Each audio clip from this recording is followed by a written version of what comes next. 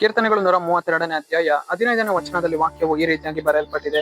ಇದರ ಆದಾಯವನ್ನು ಆಶೀರ್ವದಿಸುವೆನು, ಇಲ್ಲಿಯ ಬಡವರನ್ನು ಆಹಾರದಿಂದ ತೃಪ್ತಿಗೊಳಿಸುವೆನು ಎಂದು ವಚನವು ಬರೆಯಲ್ಪಟ್ಟಿದೆ.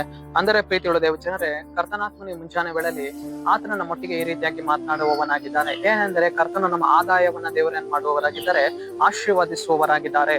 ನಾವು ಕೈ ಇಟ್ಟು ಸಂಪಾದಿಸಿದಂತಹ ಕಾರ್ಯವನ್ನ ದೇವರು ಏನ್ ಮಾಡುವವರಾಗಿದ್ದಾರೆ, ಆಶೀರ್ವಾದಿಸುವವರಾಗಿದ್ದಾರೆ. ಅಷ್ಟು ಮಾತ್ರವಲ್ಲ, ನಮ್ಮ ಕುಟುಂಬವನ್ನ ಕರ್ತನ ಏನ್ ಮಾಡುವವನಾಗಿದ್ದಾನೆ, ಆಹಾರದಿಂದ ತೃಪ್ತಿಗೊಳಿಸುವವನಾಗಿದ್ದಾನೆ. ಪ್ರೀತಿಯುಳ್ಳ ದೇವಜನರೇ, ಇವತ್ತು ನಮ್ಮ ಜೀವಿತದಲ್ಲಿ ಅನೇಕ ವಿಧವಾಗಿರುವ ಕೊರತೆಗಳು ಏನ್ ಮಾಡಿಕೊಂಡಿದೆ, ಹೋರಾಡಿಕೊಂಡಿರುವಂತದ್ದಾಗಿದೆ. ನಾವು ಸಂಪಾದಿಸಿದಂತಹ ಆದಾಯ ಅದು ವ್ಯರ್ಥವಾಗಿ ಹೊರಟು ಹೋಗುವಂತದ್ದಾಗಿದೆ. ಆದರೆ ಇವತ್ತು ವಾಕ್ಯವನ್ನಿಟ್ಟು ನಾವು ಕರ್ತನಿಗೆ ಒಪ್ಪಿಸಿಕೊಡುವಾಗ ಕರ್ತನ ನಮ್ಮ ಆದಾಯಗಳನ್ನ ಏನೇ ಮಾಡುವವರಾಗಿದ್ದಾರೆ, ಆಶೀರ್ವಾದಿಸುವವರಾಗಿದ್ದಾರೆ.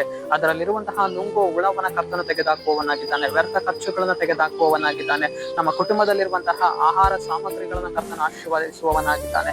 ನಮ್ಮ ಮೇಜಿನ ಆಹಾರಗಳನ್ನ ಕರ್ತನ ಆಶೀರ್ವಾದಿಸುವವನಾಗಿದ್ದಾನೆ. ನಮ್ಮ ಜೀವಿತದಲ್ಲಿರುವಂತಹ ಆದಾಯದಿಂದ ಬರುವಂತಹ ಎಲ್ಲ ವಿಧವಾದ ಸಕಲ ಕಾರ್ಯಗಳನ್ನ ದೇವರ ಆಶೀರ್ವಾದಿಸಿ ನಮ್ಮ ಕುಟುಂಬವನ್ನ ಕರ್ತನ ಏನ್ ಮಾಡುವವನಾಗಿದ್ದಾನೆ, ಒಂದು ಸಮೃದ್ಧಿಯಾಗಿ ಕರ್ತನ ನಡೆಸುವವನಾಗಿದ್ದಾನೆ.